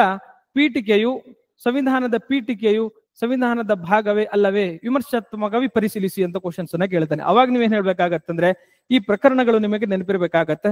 ಈ ಪ್ರಕರಣಗಳನ್ನ ನೀವು ಮೂಲಕ ನೀವೇನ್ ಮಾಡ್ಬೇಕಂದ್ರೆ ನಿಮ್ಮ ಉತ್ತರವನ್ನ ಸಮರ್ಥನೆ ಮಾಡಬೇಕು. ಎಟ್ ದ ಸೇಮ್ ಟೈಮ್ ಏನ್ ಗೊತ್ತಾ, ಇದು 2024ರಲ್ಲಿ ಒಂದು ಪ್ರಕರಣ ಬಂದಿದೆ. 2024 ಬಲರಾಮ್ ವರ್ಸಸ್ ಸುಪ್ರೀಂ ಕೋರ್ಟ್ ಪ್ರಕರಣದಲ್ಲಿ ಇದು ಪೀಠಿಕೆ ಅನ್ನೋದು ನಮ್ಮ ಅವಿಭಾಜ್ಯ ಅಂಗವಾಗಿದೆ ಎಂಬ ಅಂಶವನ್ನ ಏನ್ ಮಾಡಿದಾನಂತಂದ್ರೆ ಇದರಲ್ಲಿ ಕ್ವಶನ್ಸ್ ಅನ್ನ ಕೇಳ್ಕೊಂಡಿದ್ದಾನೆ. ಪೀಠಿಕೆಗಳಲ್ಲಿ ಬೇಸಿಕ್ಸ್ ಅನ್ನ ಅಂಡ್ ಇನ್ನೊಂದ್ಸರಿ ಏನ್ ಕ್ವಶನ್ಸ್ ಕೇಳಿದಾನೆ, ಈ ಭಾರತದ ಸಂವಿಧಾನವನ್ನು ನಾವು ಪ್ರಜಾಸತ್ತಾತ್ಮಕ, ಗಣರಾಜ್ಯ, ಜಾತ್ಯತೀತ, ಸಮಾಜವಾದಿ ಈ ವರ್ಡ್ಸ್ ಅದಾವ ನೋಡಿ. ಈ ವರ್ಡ್ಸ್ ಗಳನ್ನ ಅರೇಂಜ್ ಕರೆಕ್ಟ್ ಸಂವಿಧಾನದಲ್ಲಿ ಹಂಗೆ ಏನ್ ಮಾಡೋದು ಅಂದ್ರೆ ಕೊಟ್ಟು ಈ ಕೆಳಗಿನ ಈ ಆರ್ಡರ್ ಯಾವುದು ಸರಿಯಾಗಿದೆ ಅಂತ ಅಂಶವನ್ನು ಕೂಡ ಪ್ರಶ್ನೆಯನ್ನ ಕೇಳ್ಕೊಂಡಿದ್ದಾನೆ. ಸೊ ಯಾವ್ಯಾವ ರೀತಿ ಪ್ರಶ್ನೆಯನ್ನ ಕೇಳ್ಕೊಂಡಿದ್ದಾನೆ ಅದನ್ನ ನೀವೇನ್ ಮಾಡಿ ಇಂಪಾರ್ಟೆಂಟ್ ಮಾಡಿ. ಅಂಡ್ UPSC ಮೇನ್ಸ್ ಏನು ಕ್ವಶನ್ಸ್ ಕೇಳಿದ ನವೆಂಬರ್ 26 1946 ದಿನಾಂಕದ ಮಹತ್ವವನ್ನು ಕುರಿತು ಬರೆಯಿರಿ ಎಂಬ ಅಂಶವನ್ನು ಕೂಡ ಮುಖ್ಯ ಪರೀಕ್ಷೆಯಲ್ಲಿ ಕೇಳ್ಕೊಂಡಿದ್ದಾನೆ. ಜಸ್ಟ್ ನೀವು ನೈವ್ಸ್ ಪೀಠಿಕೆಯನ್ನು ಓದಿದಿರಾಗಲ್ಲ ಏನ್ ಕ್ವಶನ್ ಬರ್ಬೋದು ನಿಮಗೆ ಫಿಲಿಮ್ಸ್ಗೆ. ನನಗೆ ಯಾಕೆ ಮೈಂಡ್ ಅಲ್ಲಿ ಬರ್ತಾ ಇದೆ ಅಂದ್ರೆ ಮಲ್ಟಿಪಲ್ PYQಗಳನ್ನ ಸಾಲ್ವ್ ಮಾಡಿಬಿಟ್ಟಿದ್ದೀನಿ. ಮಲ್ಟಿಪಲ್ ಏನ್ ಗೊತ್ತಾ, ಮೇನ್ಸ್ ಬರ್ದಿರೋದನ್ನ ಏನೇನ್ ಕ್ವಶನ್ಸ್ ಕೇಳಿದಾನೆ ಅಂತ ಏನಾಗತ್ತಂದ್ರೆ ನಿಮ್ಗೆ ಐಡಿಯಾ ಬರ್ತಾ ಹೋಗ್ತವೆ. ಸೊ ನೀವೇನ್ ಮಾಡಿ ಅಂದ್ರೆ ಪೀಠಿಕೆ ಬಗ್ಗೆ 360 ಡಿಗ್ರಿ ನೀವೇನ್ ಮಾಡ್ಬೇಕಂದ್ರೆ ಅಧ್ಯಯನ ಮಾಡ್ಬೇಕಾಗತ್ತೆ. ಇದನ್ನ ನೀನು ಡೀಟೇಲ್ ಆಗಿ ಹೇಳ್ತಾ ಇಲ್ಲ, ಯಾಕಂದ್ರೆ ಆಲ್ರೆಡಿ ಪ್ರಿವಿಯಸ್ ಕ್ಲಾಸ್ ಅಲ್ಲಿ ಒಂದ್ಸಾರಿ ಡಿಸ್ಕಸ್ ಮಾಡಿದೀನಿ. ನೀವು ಲಾಸ್ಟ್ 3-4 ಕ್ಲಾಸ್ ಅಲ್ಲಿ ನೀವು ನೋಡಿದಾಗ ನೀವು 100% ಯು ಗೆಟ್ ದಟ್ ಕ್ಲಾರಿಟಿ. ಹೌದಾ? ಅಂಡ್ ನನಗೆ ಇನ್ನೊಂದೇನು ಗೊತ್ತಾ, ಧನ್ಕರ್ ಸಾಹೇಬ್ರದ್ದು ಏನ್ ಗೊತ್ತಾ, ಉಪರಾಷ್ಟ್ರಪತಿ. ಹೌದಾ? ಉಪರಾಷ್ಟ್ರಪತಿಯನ್ನ ಯಾರು ನೇಮಕ ಮಾಡ್ತಾರೆ, ಉಪರಾಷ್ಟ್ರ ಕುರಿತು ಯಾವ ಆರ್ಟಿಕಲ್ ಬಗ್ಗೆ ಡಿಸ್ಕಸ್ ಮಾಡ್ತದೆ, ಉಪರಾಷ್ಟ್ರಪತಿಯ ಹುದ್ದೆಯ ಪ್ರಾಮುಖ್ಯತೆಯನ್ನು ಕುರಿತು ಬರೆಯಿರಿ. ಹೌದಾ? ಉಪರಾಷ್ಟ್ರಪತಿಯು ರಾಷ್ಟ್ರಪತಿ ಏನು ಗೊತ್ತಾ ಆಗುವ ಸಂದರ್ಭಗಳು ಯಾವ್ಯಾವು, ಈ ಉಪರಾಷ್ಟ್ರಪತಿಗಳು ರಾಷ್ಟ್ರಪತಿ ಆದಾಗ ಆ ಟಾಪಿಕ್ ಇದೆ ನೋಡಿ, ಆ ಟಾಪಿಕ್ ಜಿಸ್ಟ್ ಅನ್ನು ಏನ್ ಮಾಡ್ಕೊಂಡಿದ್ದಾನೆ, ಆ ಟ್ರಿಕಿ ಪಾರ್ಟ್ ಅನ್ನ ಎಕ್ಸಾಮ್ ಅಲ್ಲಿ ರಿಪೀಟೆಡ್ ಆಗಿ ಕ್ವಶನ್ಸ್ ಕೇಳ್ಕೊಂಡಿದ್ದಾನೆ. ಅದನ್ನ ನೀಟಾಗಿ ಏನ್ ಮಾಡಿ ಅಂದ್ರೆ ರಿವಿಷನ್ ಮಾಡುವ ಪ್ರಯತ್ನವನ್ನ ನೀವು ಮಾಡ್ಬೇಕಾಗತ್ತೆ. ಓಕೆ, ಇಷ್ಟ ಸಾಕಂತ ತಿಳ್ಕೊತೇನೆ. ಇಡೀ ನ್ಯಾಷನಲ್ ನ್ಯೂಸ್ ಅಲ್ಲಿ, ಸ್ಟೇಟ್ ನ್ಯೂಸ್ ಅಲ್ಲಿ, ಹೌದಾ, ಮತ್ತೆ ಪೊಲಿಟಿಕಲ್ ನ್ಯೂಸ್ ಅಲ್ಲಿ ಎಲ್ಲಾ ಕಡೆ ಸಂವಿಧಾನದ ಪೀಠಿಕೆ ಚರ್ಚೆ ಇದೆ. ಸೊ ನೀವು ಅದನ್ನ ಅಧ್ಯಯನ ಮಾಡ್ಬೇಕು, ಯಾಕಂದ್ರೆ ಕ್ವಶನ್ಸ್ ಬರ್ತವೆ. ಓಕೆ, ನೆನ್ಪಿಡುವ ಪ್ರಯತ್ನವನ್ನು ಮಾಡಿ. ಓಕೆ, ನೆಕ್ಸ್ಟ್ ನೋಡಿ, ರಾಜ್ಯವೊಂದಕ್ಕೆ ಪ್ರತ್ಯೇಕ ಸಂವಿಧಾನ ಬೇಡ, ಸುಪ್ರೀಂ ಕೋರ್ಟ್ ಮುಖ್ಯ ನ್ಯಾಯಮೂರ್ತಿ BR ಗವಾಯಿ. ಈಗ ನನಗೆ ಡೈರೆಕ್ಟ್ ಏನ್ ಕ್ವಶನ್ ಬಂದ್ ಗೊತ್ತಾ, ಇಲ್ಲಿ ಸಂವಿಧಾನ ಬೇಡ, ನನಗೆ ಎಕ್ಸಾಮ್ ಈಗ ಗವಾಯಿ ಯಾರು, ನಮ್ಮ ಸುಪ್ರೀಂ ಕೋರ್ಟ್ ನ ಮುಖ್ಯ ನ್ಯಾಯಮೂರ್ತಿಗಳು BR ಗವಾಯಿ ಅವರು. BR ಗವಾಯಿ ನೋಡಿ ಇವರು ದಲಿತ, ಎರಡನೇ ದಲಿತ ಎನ್ನುವುದು ಮುಖ್ಯ ನ್ಯಾಯಮೂರ್ತಿ ಆಫ್ ಸುಪ್ರೀಂ ಕೋರ್ಟ್. ಇದನ್ನು ಸ್ಟೇಟ್ಮೆಂಟ್ ಕೇಳಬಹುದು, ನಮಗೆ ಇಂಪಾರ್ಟೆಂಟ್ ಇದೆ. BR ಗವಾಯಿ ಅವ್ರು ಏನಿದ್ದಾರೆ ಅಂತಂದ್ರೆ ಇವರು ನಮ್ಮ ಏನ್ ಗೊತ್ತಾ, ಎರಡನೇ ದಲಿತ ಏನಂದ್ರೆ ಸುಪ್ರೀಂ ಕೋರ್ಟ್ ನ ಮುಖ್ಯ ನ್ಯಾಯಮೂರ್ತಿಗಳು. ಇವರು DY Chandrachud internal reservation case ಬಂತಲ್ಲ, ಅದರಲ್ಲಿ 7 ಜನರಲ್ಲಿ ಇವರು ಕೂಡ ಏನ್ ಮಾಡ್ತಾರೆ ಅಂತಂದ್ರೆ ಒಬ್ರು. ಇವರು SC/ST ಗಳಲ್ಲಿ ಕ್ರಿಮಿಲಿಯರ್ ಅನ್ನ ಜಾರಿಗೆ ತರಬೇಕನ್ನ ಸಮರ್ಥನೆ ಮಾಡ್ತಾರೆ. Very important. ಹೌದಾ? DY ಚಂದ್ರಚೂಡ್ ಜೊಳ್ಳಿ ಬಹಳಷ್ಟು ಇಂಪಾರ್ಟೆಂಟ್. ಅವ್ರು ಏನ್ ಹೇಳಿದಾರೆ ಅಂತಂದ್ರೆ, ಈಗ ಏನಾಗಿದೆ ಗೊತ್ತಾ, ಈ ನಾಗಪುರದಲ್ಲಿ ನಾವು ಸಂವಿಧಾನದ ಪೀಠಿಕೆಯನ್ನ ನಾವೇನ್ ಮಾಡ್ತಾ ಇದ್ದೀವಿ ಅಂದ್ರೆ ಸಂವಿಧಾನದ ಒಂದು ಸಂಗ್ರಹಾಲಯ, ಪೀಠಿಕೆ ಸಂಗ್ರಹಾಲಯವನ್ನ ಏನ್ ಮಾಡ್ತಾ ಇದೀವಿ ನಾವು ರಚನೆ ಮಾಡ್ತಾ ಇದೀವಿ. ಅದನ್ನ ಉದ್ಘಾಟನೆ ಮಾಡಕ್ ಅವ್ರು ಹೋಗಿರ್ತಾರೆ. ಆ ಉದ್ಘಾಟನೆ ಮಾಡಕ್ ಹೋದಾಗ ಏನಂದ್ರೆ ಪ್ರತಿಯೊಂದು ರಾಜ್ಯಕ್ಕೆ ಸಂವಿಧಾನ ಬೇಡ ಅಂತ ಅಂಬೇಡ್ಕರ್ ಸಾಹೇಬ್ರು ಹೇಳಿದ್ದಾರೆ. ಒಂದೇ ಸಂವಿಧಾನ. ಆ ಸಂವಿಧಾನ ಎಷ್ಟು ತಾಕತ್ತಿದೆ ಅಂತಂದ್ರೆ ಇಡೀ ಜಗತ್ತಿನ ದೇಶಗಳು ಏನ್ ಗೊತ್ತಾ ಮಾದರಿಯನ್ನು, ಇಂಥ ಡೈವರ್ಸಿಟಿ, ಜಾತಿ, ಧರ್ಮ, ಭೇದ, ಮತ, ಪಂಥಗಳಿದ್ರು ಕೂಡ ಏನ್ ಗೊತ್ತಾ ಇಡೀ ಒಗ್ಗಟ್ಟಾಗಿಡುವ ಸಂವಿಧಾನ ಏನಾದ್ರು ತಾಕತ್ತಿದ್ರೆ ಅದು ಸಂವಿಧಾನದಲ್ಲಿ. ನಮ್ಮ ಸಂವಿಧಾನ ಶ್ರೇಷ್ಠ ಸಂವಿಧಾನವಾಗಿದೆ ಅಂತ ಏನ್ ಹೇಳ್ತಾರೆ ಅಂದ್ರೆ ಅವರು ಸ್ಟೇಟ್ಮೆಂಟ್ ಅನ್ನು ಕೊಟ್ಟಿದ್ದಾರೆ. ಅದು ಸತ್ಯವೂ ಹೌದು. ನಾವು ಪ್ರತಿಯೊಂದು ಪಕ್ಕದ ಓಣಿಯಲ್ಲಿ, ಪಕ್ಕದ ಮನೆಯಲ್ಲಿ ಇಷ್ಟು ಡೈವರ್ಸಿಫೈ ಇದ್ದಾಗ ನಮ್ಮನ್ನೆಲ್ಲ ಒಂದಾಗಿ ಇಟ್ಟಿದ್ರೆ ಆ ಸಂವಿಧಾನ ತಾಕತ್ತೆಷ್ಟು ಇರಬೇಕು, ಹೌದಲ್ವಾ? ಹಾಗಾದ್ರೆ ಸಂವಿಧಾನದ ಮೇಲೆ ಏನ್ ಕ್ವಶನ್ ಕೇಳಿದಾನೆ ಮುಖ್ಯ ಪರೀಕ್ಷೆಗೆ? ಇಮೋಷನ್ ಆಗಿ ಮಾತಾಡಿದ್ರು ಕೂಡ ನಾವು ಮತ್ತೆ ರಿಟರ್ನ್ ಇಲ್ಲಿಗೆ ಬರಬೇಕು. ನಾವು ಮತ್ತೆ ನಮ್ಮ ಪ್ರಶ್ನೆ ಪತ್ರಿಕೆ ಕ್ವಶನ್ಸ್ಗಳು, ಆನ್ಸರ್ಸ್ ಗಳಿಗೆ ನಾವು ರಿಟರ್ನ್ ಬರ್ಬೇಕಾಗತ್ತೆ. ನೋಡಿ ಏನ್ ಕ್ವಶನ್ಸ್ ಕೇಳಿದಾನೆ. 2000 30 ಅಂಕದ ಮಾರ್ಕ್ಸ್ ಕೇಳಿದಾನೆ. ಭಾರತೀಯ ಸಂವಿಧಾನದ ಪರಿಶೀಲನೆ ಅಗತ್ಯವನ್ನು ಪರಿಚಯಿಸಿ.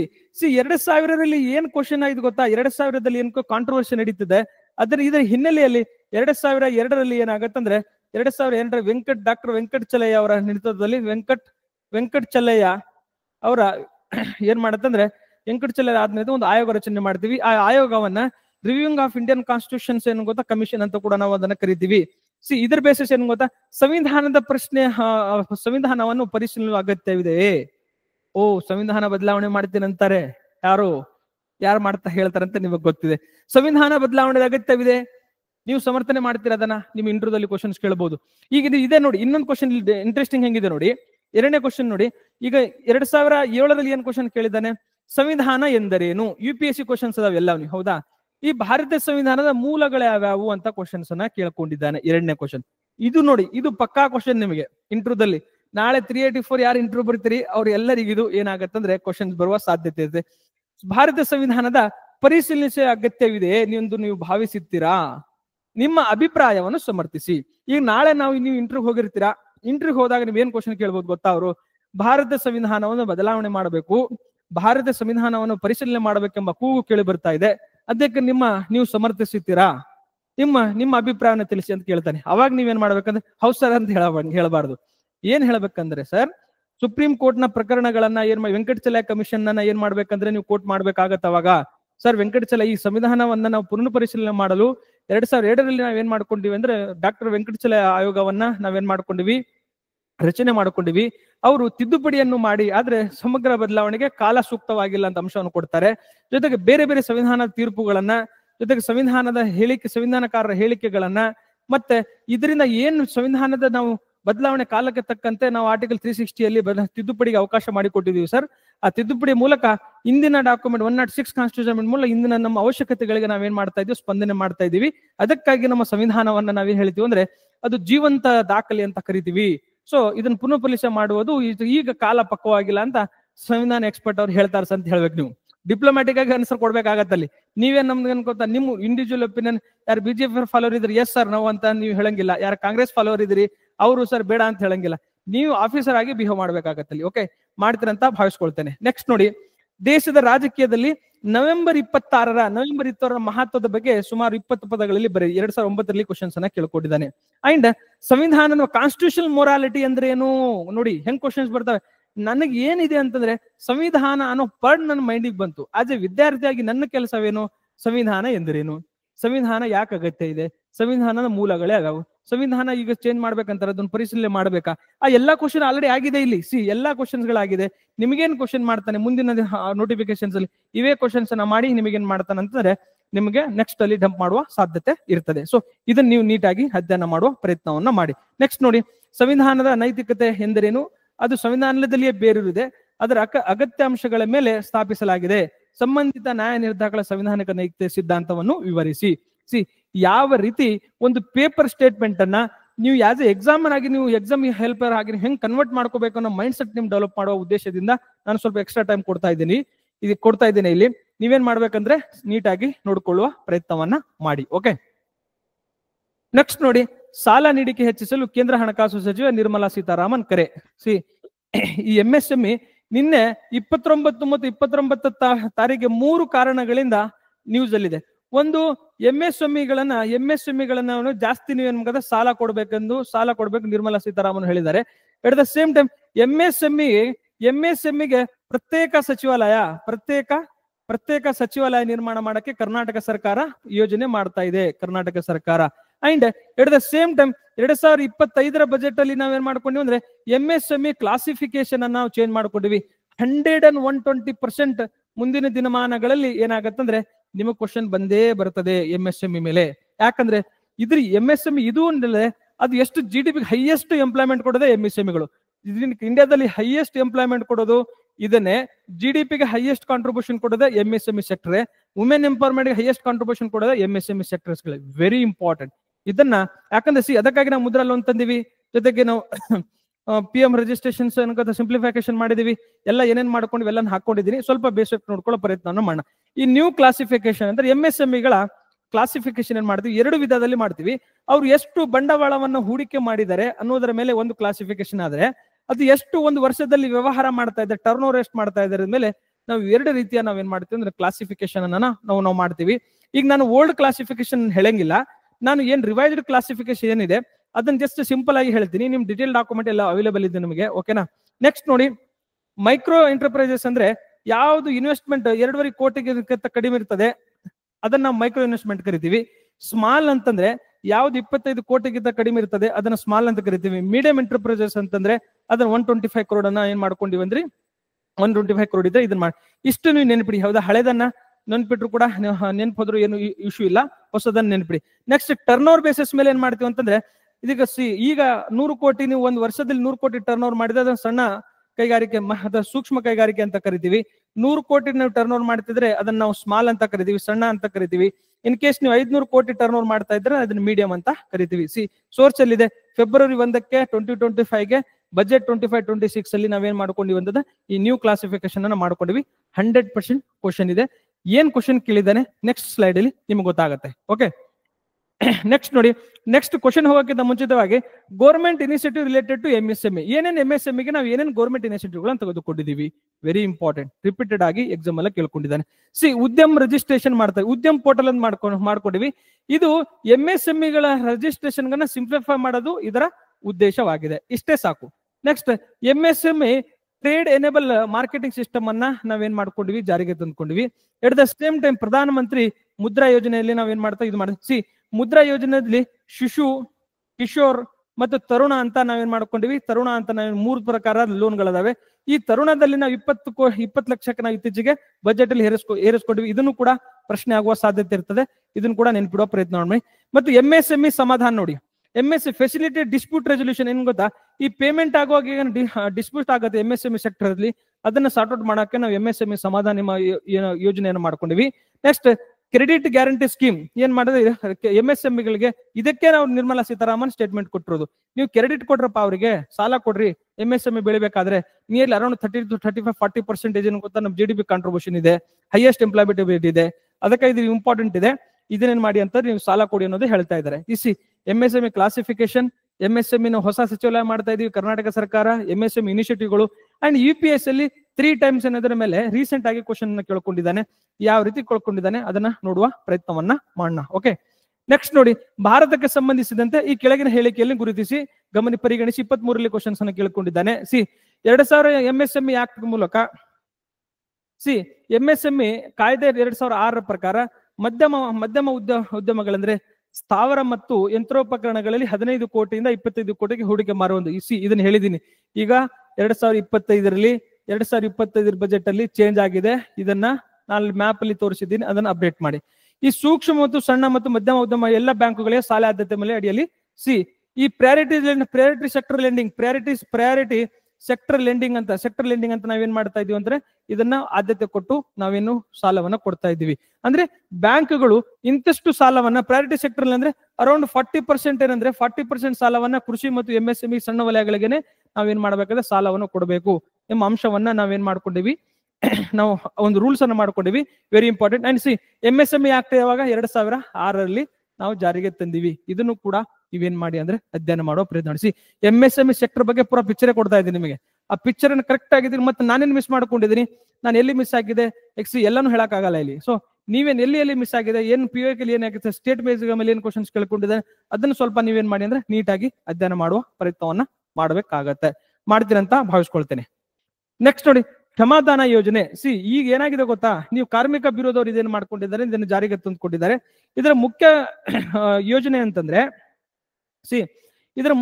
ಅಂತಂದ್ರೆ ಇದನ್ನ ಈ ಕಾರ್ಮಿಕರಿಗೆ ಏನು ಯೋಜನೆಗಳ ಕಾರ್ಮಿಕರ ಬ್ಯೂರೋ ಇದನ್ನು ಜಾರಿಗೆ ತಂದಿದೆ. ಈ ಕಾರ್ಮಿಕರ ಸಮಸ್ಯೆಗಳನ್ನ ಪರಿಹಾರ ಕೊಡುವುದೇ ಕ್ಷಮಾದಾನ ಯೋಜನೆಯ ಉದ್ದೇಶವಾಗಿದೆ.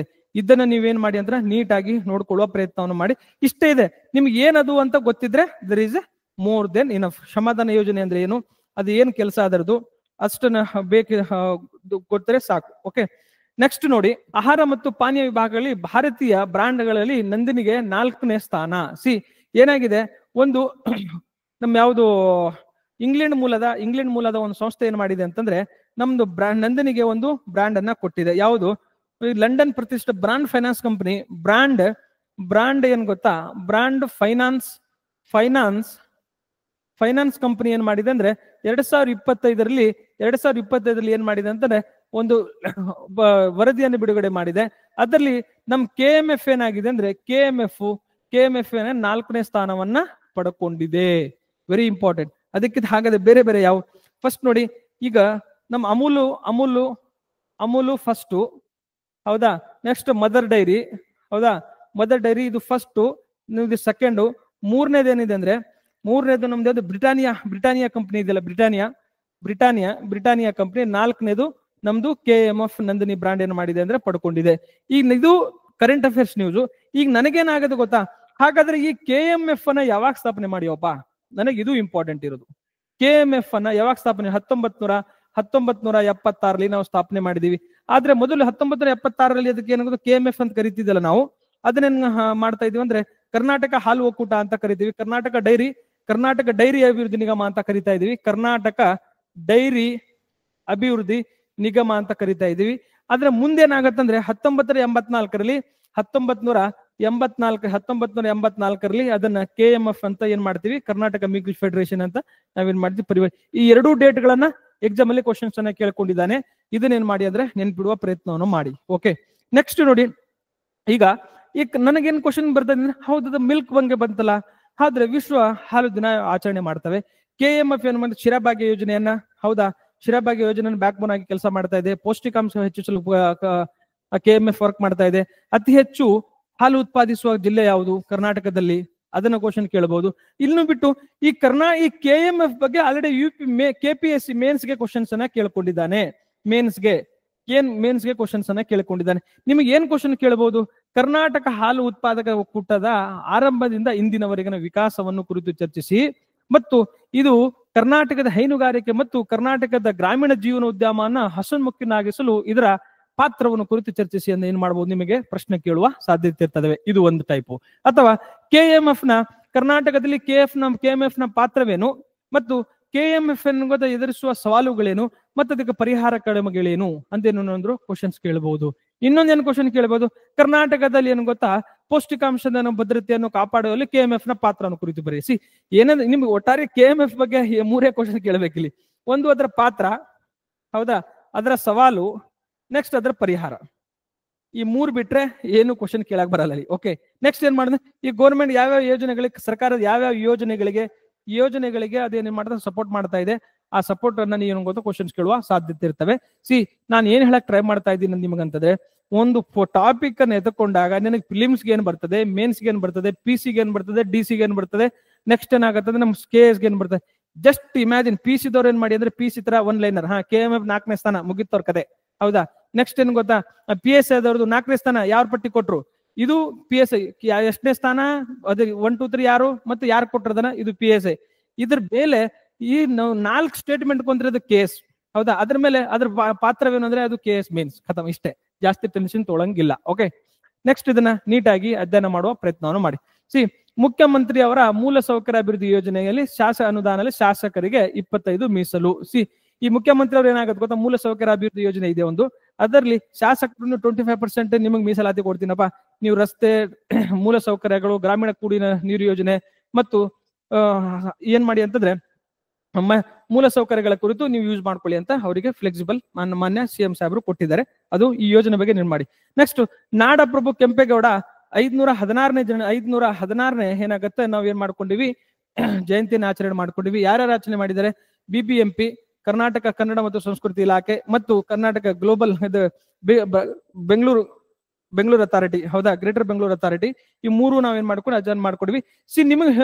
ನಿನಗೆ ಕೆಲಸ ಏನ್ ಗೊತ್ತಾ, ಈ ಕೆಂಪೇಗೌಡರ ಕುರಿತು ನಮ್ಮ ಬೆಂಗಳೂರಿಗೆ ಇವತ್ತಿನ ವಿಶ್ವ ಮಟ್ಟದಲ್ಲಿ ಏನಾದ್ರೂ ನಮ್ ಕಾಂಟ್ರಿಬ್ಯೂಷನ್ ಇದೆ. ನಾವು ಸಿಲಿಕಾನ್ ವ್ಯಾಲಿ ಆಗಿದ್ದೀವಿ, ನಾವೇನ್ ಗೊತ್ತಾ, ಲಿಟರೇಚರ್ ವ್ಯಾಲಿ, ಗಾರ್ಡನ್ ಸಿಟಿ ಆಗಿದ್ದೀವಿ, ಏನೆಲ್ಲ ಆಗಿದ್ದೀವಿ ಬೆಂಗಳೂರು ಅಂತಂದ್ರೆ ಅವರ ಕೊಡುಗೆಯನ್ನ ನಾವು ಸದಾ ಕಾಲ ಸ್ಮರಿಸಬೇಕಾಗತ್ತೆ. ನಮ್ಮ ಪೂರ್ವಜರು ನಾವು ಸ್ಮರಿಸಲಿಲ್ಲ ಅಂದ್ರೆ ನಮ್ಮ ಕೆಲಸಗಳನ್ನ ನಮ್ಮ ಬರುವ ಫ್ಯೂಚರ್ ಏನಾಗತ್ತೆ ಅಂದ್ರೆ ಸ್ಮರಿಸೋದಿಲ್ಲ. ಅವರಿಂದ ಮೋಟಿವೇಶನ್ ಆಗಬೇಕು. ಮೋಟಿವೇಶನ್ ಮೂಲಕ ಏನ್ ಮಾಡಿ ಅವ್ರ ಕೊಡುಗೆಯನ್ನ ಬೆಂಗಳೂರಿಗೆ ಏನ್ ಮಾಡಿ ನಾವು ಸಮರ್ಥನೆ ಮಾಡ್ಬೇಕಾಗತ್ತೆ. Very important. ಜೊತೆಗೆ ಇವರೊಂದು ಪ್ರತಿಮೆಯನ್ನ ನಾವು ಏನ್ ಮಾಡ್ಕೊಂಡು ಏರ್ಪೋರ್ಟ್ ಅಲ್ಲಿ ನಿರ್ಮಾಣ ಮಾಡಿದ್ವಿ. ಆ ಪ್ರತಿಮೆಯ ಹೆಸರೆಂದಿದೆ, ಆ ಹೆಸರನ್ನು ಕೂಡ ನೀವು ಕಮೆಂಟ್ ಮಾಡಿ ತಿಳಿಸಿ. ಎಟ್ ದ ಸೇಮ್ ಟೈಮ್ ನೋಡಿ, ಈ ನಾಡಗೌಡು ಕೆಂಪೇಗೌಡ ಪ್ರಶಸ್ತಿಯನ್ನು ಕೂಡ ನಾವೇನ್ ಮಾಡ್ತೀವಿ, ಪ್ರಶಸ್ತಿಯನ್ನು ಕೂಡ ಕೊಡ್ತೀವಿ. 1 ಲಕ್ಷ ಏನು ಗೊತ್ತಾ, ಅದರ ಬಹುಮಾನವನ್ನು ಕೊಡ್ತೀವಿ. 53 ಜನರಿಗೆ ಈ ಸಾರಿ ನಾವು ಕೊಡ್ಕೊಂಡಿವಿ. ಅದನ್ನು ಕೂಡ ನೆನ್ಪಿಡುವ ಪ್ರಯತ್ನವನ್ನ ಮಾಡಿ. ಅಂಡ್ ಜೊತೆಗೆ ಇದು ಈ ನಾಡಪ್ರಭುಗಳ ಏನು ಗೊತ್ತಾ, ವಂಶಗಳ ಬಗ್ಗೆ ನಮ್ ಹಿಸ್ಟ್ರಿಯಲ್ಲಿ, ಇತಿಹಾಸವನ್ನ ಅಧ್ಯಯನ ಮಾಡಿ. ಯಾಕಂದ್ರೆ ಇತಿಹಾಸವನ್ನ ಓದದವನು ಇತಿಹಾಸವನ್ನು ಸೃಷ್ಟಿಸಲು ಸಾಧ್ಯವಿಲ್ಲ. ಅದಕ್ಕಾಗಿ ಇತಿಹಾಸವನ್ನು ಓದಬೇಕು, ಇತಿಹಾಸವನ್ನು ಅರ್ಥ ಮಾಡ್ಕೋಬೇಕು, ಇತಿಹಾಸದಿಂದ ಕಲಿತು ಇತಿಹಾಸವನ್ನ ಸೃಷ್ಟಿ ಮಾಡುವ ಕಡೆಗೆ ನಾವು ಮುಂದುವರಿಯಬೇಕಾಗತ್ತೆ. ಓಕೆ, ನೆಕ್ಸ್ಟ್ ನೋಡಿ, ಈ ಬೇಸಿಕ್ಸ್ ಆಸ್ಪೆಕ್ಟ್ಸ್ ಗಳನ್ನ ನೀವು ಓದ್ತಿರಂತ ನಾನು ಭಾವಿಸ್ಕೊಳ್ತೇನೆ. ಓಕೆ, ನೆಕ್ಸ್ಟ್ ನೋಡಿ, ಹಿಂದುಳಿದ ವರ್ಗಗಳ ಆಯೋಗಕ್ಕೆ 5ರ ನೇಮಕ. ಏನಾಗಿದ್ದು ಗೊತ್ತಾ, ಈ ಜನವರಿಯಲ್ಲಿ ಏನ್ ಗೊತ್ತಾ, ಜನವರಿ ಡಾಕ್ಟರ್ ಮಧುಸೂದನ್ ನಾಯಕ್ ಅವರನ್ನ ನಾವೇನ್ ಮಾಡ್ಕೊಂಡಿವಿ, OBC ಕಮಿಷನ್ ನ ಅಧ್ಯಕ್ಷರಾಗಿ ನಾವು ಏನ್ ಮಾಡ್ಕೊಂಡಿವಿ, ನೇಮಕ ಮಾಡಿವಿ. ಈಗ 5 ಮೆಂಬರ್ಸ್ ಗಳನ್ನ ನಾವು ಏನ್ ಮಾಡ್ಕೊಂಡಿವಿ ಅಂದ್ರೆ ನೇಮಕ ಮಾಡಿದೀವಿ. ಇದು ನನಗೆ ಏನ್ ಬೇಕಿದೆ ಗೊತ್ತಾ, ನಿಮಗೆಲ್ಲ ಗೊತ್ತಿದೆ, 1979 ಅಲ್ಲಿ ಮಂಡಲ್ ಕಮಿಷನ್ ಅಪಾಯಿಂಟ್ ಆಗತ್ತೆ. 1980 ಅಲ್ಲಿ ಏನಾಗಿ ರಿಪೋರ್ಟ್ ಕೊಡುತ್ತೆ. ಇದ್ರ ಬೇಸಿಸ್ ಮೇಲೆ OBC ಗಳಿಗೆ ನಾವೇನ್ ಮಾಡ್ತೀವಿ ಅಂತಂದ್ರೆ 20% ರಿಸರ್ವೇಶನ್ ಕೊಡ್ತೀವಿ, 27%. ಇದನ್ನ 1992 ಅಲ್ಲಿ ಇಂದಿರಾ ಸಹಾನಿ ಕೇಸ್ ಅಲ್ಲಿ ಏನಾಗತ್ತೆ, ಸಮರ್ಥನೆ ಆಗತ್ತೆ. ಈ ಇಂದಿರಾ ಸಹಾನಿ ಕೇಸ್ ಹೇಳತ್ತಂದ್ರೆ, ನೀವು OBC ಗಳ ಸಲುವಾಗಿ ಒಂದು ಪರ್ಮನೆಂಟ್ ಏನ್ ಮಾಡಿ ಅಂದ್ರೆ, ಒಂದು ಪರ್ಮನೆಂಟ್ ಆಯೋಗವನ್ನು ರಚನೆ ಮಾಡಿ ಅಂತ ಹೇಳುತ್ತೆ. ಅದರ ಹಿನ್ನೆಲೆಯಲ್ಲಿ ನಮ್ಮ ಕರ್ನಾಟಕ ಸರ್ಕಾರ 1997 ಏನಾಗತ್ತೆ ಅಂದ್ರೆ OBC ಕಮಿಷನ್ ಅಪಾಯಿಂಟ್ ಆಗತ್ತೆ. ಹಾಗಾದ್ರೆ OBC ಕಮಿಷನ್ ನ ಅದರ ರಚನೆ ಹೇಗೆ, ಅದರ ಮೊದಲ ಅಧ್ಯಕ್ಷರು ಯಾರು, ಇದನ್ನ ನಮ್ಮ ಇತ್ತೀಚಿನ ಅಧ್ಯಕ್ಷರು ಯಾರು, ಮ್ಯಾಚ್ ದಿ ಫಾಲೋಯಿಂಗ್ ಕ್ವಶನ್ಸ್ ಕೇಳಿ. ಜಾತಿ ಸಮೀಕ್ಷೆ ಮಾಡ್ತಾ ಇದೀವಿ, ಹೌದಾ, ಅದ್ರ ಬಗ್ಗೆ ಅಧ್ಯಯನ ಮಾಡಿ. ಜೊತೆಗೆ ಮೊದಲ OBC ಕಮಿಷನ್ ಯಾವಾಗ ಜಾರಿಗೆ ಬಂತು, ಅದರ ಅಧ್ಯಕ್ಷರು ಯಾರು, ಸೆಕೆಂಡ್ OBC ಕಮಿಷನ್ ಯಾವುದು, ಅದರ ಅಧ್ಯಕ್ಷರು ಯಾರು, ಅವೆಲ್ಲವನ್ನ ಏನ್ ಮಾಡಿ ಅಂದ್ರೆ ನೀವು ಅಧ್ಯಯನ ಮಾಡ್ಬೇಕು 360 ಡಿಗ್ರಿ. ಅಂಡ್ ನಿಮಗೆಲ್ಲ ಗೊತ್ತಿದೆ, OBC ಗಳನ್ನ ಏನಿದೆ ಅಂದ್ರೆ article 102 constitution amendment and article 105 constitution amendment ಎರಡು ಏನ್ ಗೊತ್ತಾ, OBC ರಿಲೇಟೆಡ್ ಅದಾವೆ. ಇದು 102 and 105 ಏನ್ ಚೇಂಜಸ್ ಮಾಡಿದೀವಿ ಅದನ್ನು ಕೂಡ ನೀವು ಏನಾಗಿ ಅಧ್ಯಯನ ಮಾಡುವ ಅವಶ್ಯಕತೆ ಇದೆ. ಯಾಕಂದ್ರೆ ಕ್ವಶನ್ಸ್ ಬರ್ತಾವ ಅದ್ರ ಮೇಲೆ. ಅಂಡ್ OBC ಕಮಿಷನ್ ಮೇಲೆ ಪಕ್ಕಾ ಕ್ವಶನ್, ಡೌಟ್ ಇಲ್ಲ ಇದ್ರ ಮೇಲೆ. ಓಕೆನಾ, ನೆಕ್ಸ್ಟ್ ನೋಡಿ, ಪ್ರತಿಮೆಗೆ ಮಾತ್ರವೇ ಟೆಂಡರ್ ಅಡ್ವೊಕೇಟ್ ಜನರಲ್ ಶಶಿಕಿರಣ ಶೆಟ್ಟಿ. ಅಡ್ವೊಕೇಟ್ ಜನರಲ್ ನನಗ್ ಬೇಕಾಗಿರೋದು ನಮ್ಮ ಕರ್ನಾಟಕದ ಪ್ರಸ್ತುತ ಅಡ್ವೊಕೇಟ್ ಜನರಲ್ ಯಾರು, ಶಶಿಕಿರಣ್ ಶೆಟ್ಟಿ ಅವರು. ಈಗ ಪ್ರತಿಮೆ ಯಾವ ನಮ್ ಏನ್ ಮಾಡ್ತಾ ಇದೀವಿ ಅಂತಂದ್ರೆ, ನಾವು KRS ಹತ್ರ ಏನ್ ಮಾಡ್ತಾ ಇದೀವಿ, KRS ನ್ಯೂಸ್ ಅಲ್ಲಿ ಇದೆ, ಅಲ್ಲಿ ಒಂದು ಗೊತ್ತಾ ಪ್ರತಿಮೆ ನಿರ್ಮಾಣ ಮಾಡ್ತಾ ಇದೀವಿ. ಎಡದಷ್ಟೇ ನಾವು ಕಾವೇರಿ ಆರತಿಯನ್ನ, ಇದು ಕೂಡ ನ್ಯೂಸ್ ಅಲ್ಲಿ ಇದೆ, ಕಾವೇರಿ ಆರತಿ, ಇದ್ರ ಬಗ್ಗೆ ಅಧ್ಯಯನ ಮಾಡುವ ಪ್ರಯತ್ನವನ್ನು ಮಾಡಿ. ಸೊ ಈಗ KRS ಬಳಿ ಪ್ರತಿಮೆ ನಿರ್ಮಾಣ ಮಾಡಕ್ಕೆ ಏನ್ ಮಾಡ್ತಾ, ಅಲ್ಲಿ ಅದಕ್ಕೆ ಮಾತ್ರ ನಾವೇನ್ ಮಾಡಿದ್ವಿ, ಟೆಂಡರ್ ಕರೆದಿದೀವಿ, ಬೇರೆದಕ್ಕಲ್ಲ. ಹಾಗಾದ್ರೆ ನನ್ನ ಪ್ರಶ್ನೆ ನಂಗೆ ಗೊತ್ತಾ, 2 ಕಾರಣಗಳಿಂದ ನನಗೆ ಇಂಪಾರ್ಟೆಂಟ್. ಮೊನ್ನೆ ಹೆಚ್ಚುವರಿ ಅಡ್ವೊಕೇಟ್ ಜನರಲ್ ನೀವು ಸರಿಯಾಗಿ ಕೆಲಸ ಮಾಡ್ಬೇಕು, ಇಲ್ಲಾಂದ್ರೆ ನೀವು ರಿಮೂವ್ ಮಾಡ್ತೀನಿ ಅಂತ ಏನ್ ಹೇಳಿದ್ದಾರೆ, ಮಾನ್ಯ ಮುಖ್ಯಮಂತ್ರಿ ಅವರು ಸ್ಟೇಟ್ಮೆಂಟ್ ಕೊಟ್ಟಿದ್ದಾರೆ. ಅಂಡ್ ಇದು ಅಡ್ವೊಕೇಟ್ ಜನರಲ್ ನ್ಯೂಸ್ ಅಲ್ಲಿ ಬಂತು. ಈ ನಿಮ್ಗೆ ಲಾಸ್ಟ್ ಕ್ಲಾಸ್ ಅಲ್ಲಿ ಕೂಡ ಡಿಸ್ಕಸ್ ಮಾಡಿದ್ದೀನಿ. ನೀವೊಂದು ಚಾರ್ಟ್ ಅನ್ನ ಹಾಕ್ಬೇಕು. ಏನ್ ಚಾರ್ಟ್ ಹಾಕಿ, ಅದು ಅಟಾರ್ನಿ ಜನರಲ್ ಮತ್ತು ಅಡ್ವೊಕೇಟ್ ಜನರಲ್. ಈ ಅಟಾರ್ನಿ ಜನರಲ್ ಎಲ್ಲಿ, ನ್ಯಾಷನಲ್ ಲೆವೆಲ್ ಅಲ್ಲಿ ಇರ್ತಾನೆ, ಹೌದಾ. ಅಡ್ವೊಕೇಟ್ ಜನರಲ್ ಏನು ರಾಜ್ಯ ಲೆವೆಲ್ ಇರ್ತಾನೆ. ಇದು ದೇಶದ ಪ್ರಥಮ ಕಾನೂನು ಅಧಿಕಾರಿ, ಇವನು ರಾಜ್ಯದ ಪ್ರಥಮ ಕಾನೂನು ಅಧಿಕಾರಿ. ಇವನ್ ಬಗ್ಗೆ ಯಾರು ಆರ್ಟಿಕಲ್ 76 ಮಾತಾಡತ್ತೆ, ಇವ್ರ ಬಗ್ಗೆ ಆರ್ಟಿಕಲ್ 165 ಏನ್ ಮಾತಾಡತ್ತೆ. ಇವನ್ನ ರಾಷ್ಟ್ರಪತಿಯವರು ನೇಮಕ ಮಾಡ್ತಾರೆ, ಇವನ್ ರಾಜ್ಯಪಾಲರು ನೇಮಕ ಮಾಡ್ತಾರೆ. ಇವರು ಸುಪ್ರೀಂ ಕೋರ್ಟ್ ನ ಮುಖ್ಯ ನ್ಯಾಯಮೂರ್ತಿ, ಇತರ ನ್ಯಾಯಮೂರ್ತಿಗಳ ಸಮಾನವಾದ ಅರ್ಹತೆಯನ್ನು ಹೊಂದಿರಬೇಕು. ಇವ್ರು ಹೈಕೋರ್ಟ್ ನ ನ್ಯಾಯಮೂರ್ತಿಗಳಾದಂತಹ ಅರ್ಹತೆಯನ್ನು ಈ ರೀತಿ ನೀವೇನ್ ಮಾಡಿ ಅಂತಂದ್ರೆ, ನೀವು ಕಂಪ್ಯಾರಿಟಿವ್ ಸ್ಟಡಿಯನ್ನ ಮಾಡುವ ಪ್ರಯತ್ನವನ್ನು ಮಾಡಿ. And next advocate attorney general ನೋಡಿ, ಎಡಿಷನಲ್ ಅಟಾರ್ನಿ ಜನರಲ್ ಮತ್ತು ಎಡಿಷನಲ್ ಅಡ್ವೊಕೇಟ್ ಜನರಲ್, ಇದನ್ನು ಕೂಡ ಕ್ವಶನ್ಸ್ ಅನ್ನ ಕೇಳ್ಕೊಂಡು, ಈ ಎರಡರ ಬಗ್ಗೆ ಸಂವಿಧಾನದಲ್ಲಿ ಉಲ್ಲೇಖವಿಲ್ಲ, ಅದನ್ನು ಕೂಡ ಕಂಪ್ಯಾರಿಟಿವ್ ಸ್ಟಡಿ ಮಾಡುವ ಪ್ರಯತ್ನವನ್ನ ಮಾಡಿಸಿ. ಒಂದು ಟಾಪಿಕ್ ಅನ್ನ ತಗೊಂಡು ಕರೆಂಟ್ ಅಫೇರ್ಸ್ ತಗೊಳ್ಳಿ.